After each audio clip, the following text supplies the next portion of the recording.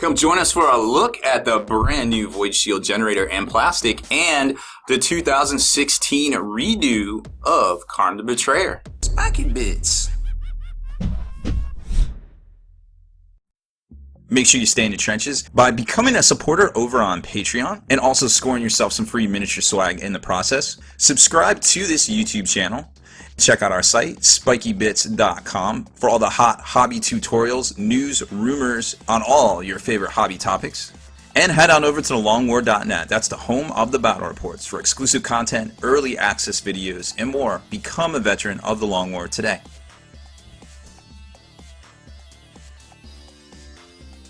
Alright, welcome back, Hobby Maniacs. I'm Baer, and these are our Games Workshop releases for this week. Actually, there was a Chaos kind of army box formation kind of thing too with Demon Prince, and I believe it was some Possessed. Didn't pick that one up. I mean, we've seen Demon Princes and Possessed in the past, right? So if you're looking for that one, you can definitely find it online or at your favorite local retailer or e-online retailer as well.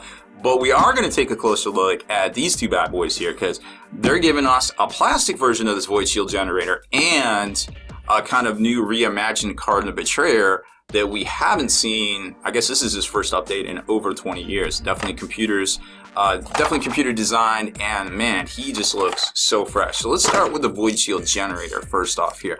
Now, this is the exact same model or look as the resin one that came out, 2 years ago, I believe it was.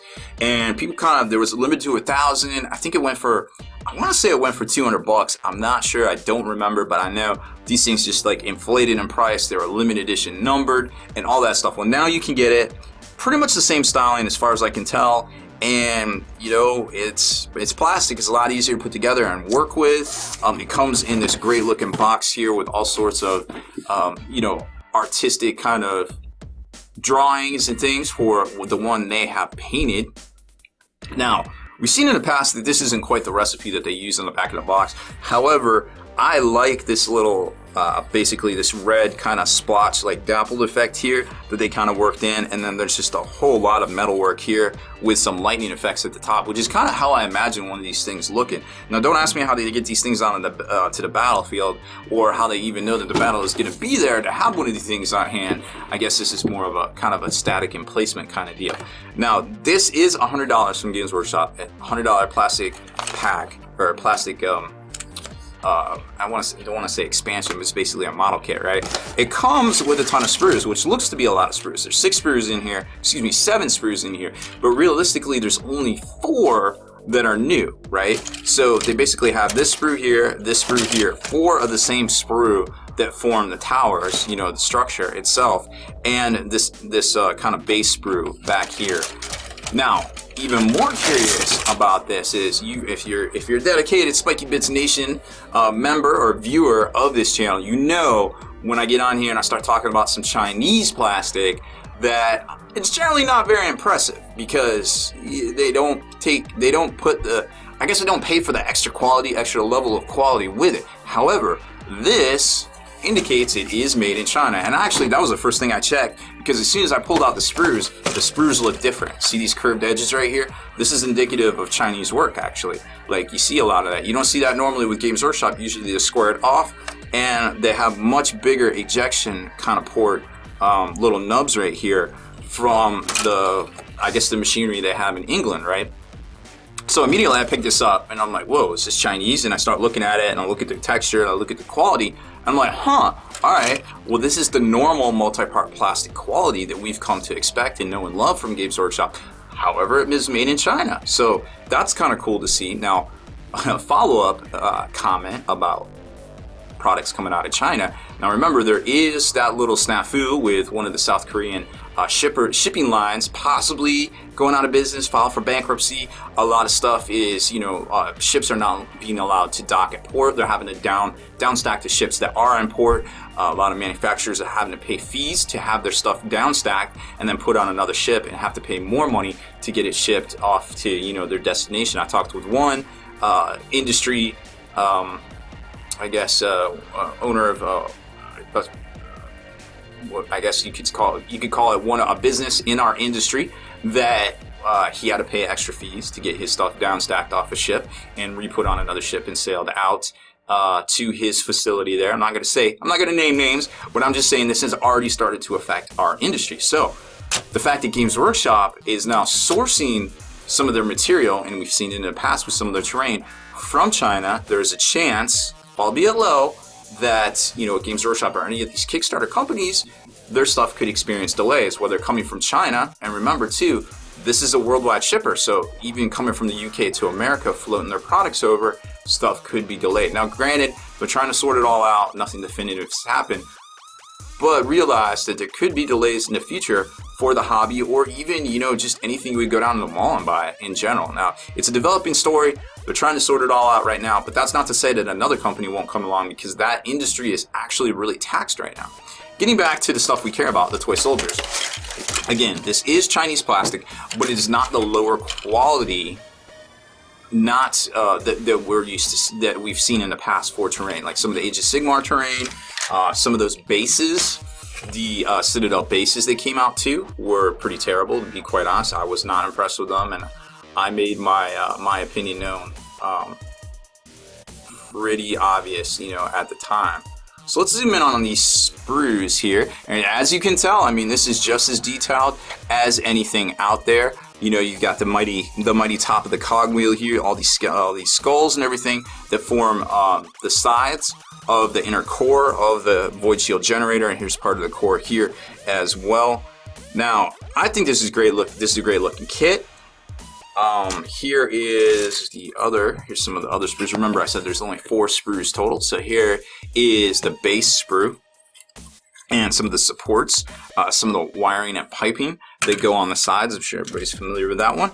Here is the cog sprue, which again are all identical. So there's your cog. Here's some pieces to help line them up correctly, so that I guess it looks like they would spin. Some of the supports right up here, and the actual tops of the void shield generator itself, and then, like I said, identical sprues right there, and boom, the bottom base. Again, very well detailed. Here's where some of those pipes and things go, and then right here is the top where you start attaching all of the cogwheels there. Now let's take a look at the instruction manual, because I found this pretty interesting.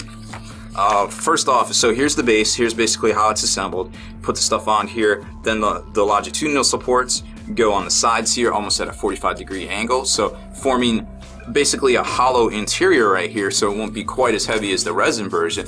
And then there's all the cogs that go together, and it looks like, because of the positioning of these little support pieces here, that no matter what, once you lock these guys in on the base, right, that these 4 pieces right here, as you glue them down, once you put the stems on them, the longitudinal vertical stems, that these cogs will be perfectly lined up together, and you can actually spin this thing like it was intended, as some of the resin versions will do if assembled correctly. So it's cool to see that they really made that work for the plastic. Now I'm just guessing, judging by the look of that, that is what that is for. I haven't actually put this together yet, obviously, right there. This is actually going to be something that I send out to one of our Patreon supporters at the end of the month, because that's what we do with all the extra stuff we don't keep here.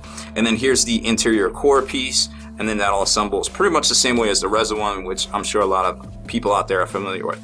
Now, one of the things I noticed, I'm always like, man, I really wish I had little cards with all the stats on it. I started realizing that the instruction manuals always come with these little cards, so you can literally cut these things out, and boom, you have it to put on your table. As long as you buy the kit, you know, firsthand, you'll always have these little instruction things you can cut right out. I did it with my Age of Sigmar models. You know, the instruction manual came in some cases half a page, in some cases with a full page. But this is one easy way to do it. It won't be as slick looking and have cool graphics, but you know, you don't have to flip open your phone. You don't have to get your iPad out. You can literally lay them across the tabletop and just be like reading while your opponent's doing stuff, or, you know, casting powers or whatever they're doing that doesn't require your attention at the time. So you can be reading up on your stuff and formulating your tactics. Now, it is only 50 points for this fortification. Most people feel that with the extra shields, taking it up to 100 points. Now, a lot of people, you know, on the competitive scene, don't really take this quite as much anymore, because of the way the toe-in bubble nerf, where you can't have just something in one member from the squad in range,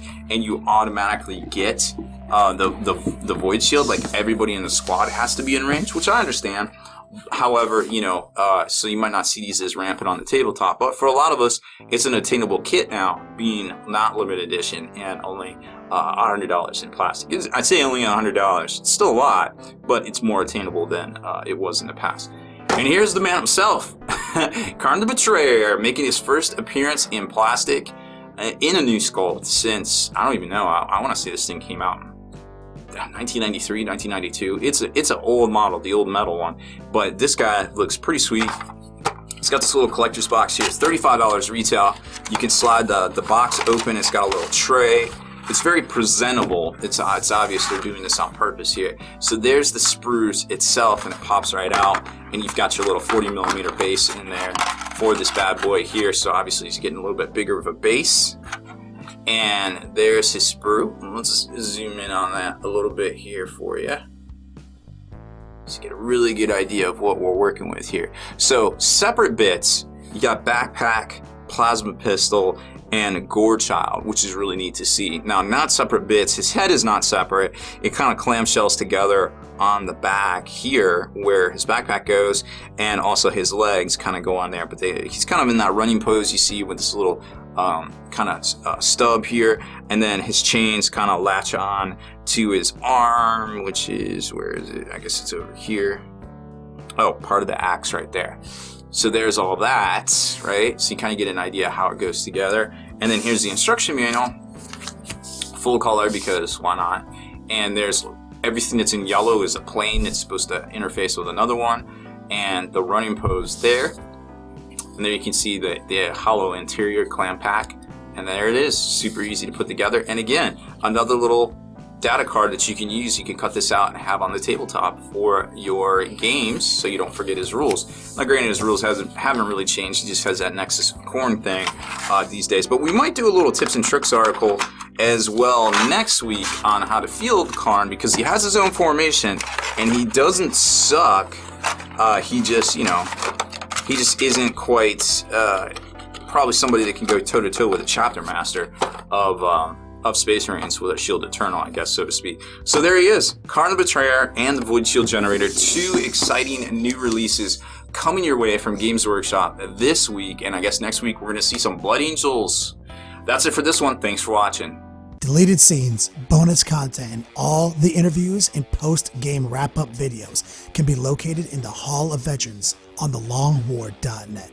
Visit thelongwar.net today and try a week completely free with no strings attached. That's not all. Thelongwar.net is also your hobby resource for exclusive early access with an ad-free experience to all your favorite videos. Members of the Hall of Veterans gain early exclusive access to multiple hobby videos.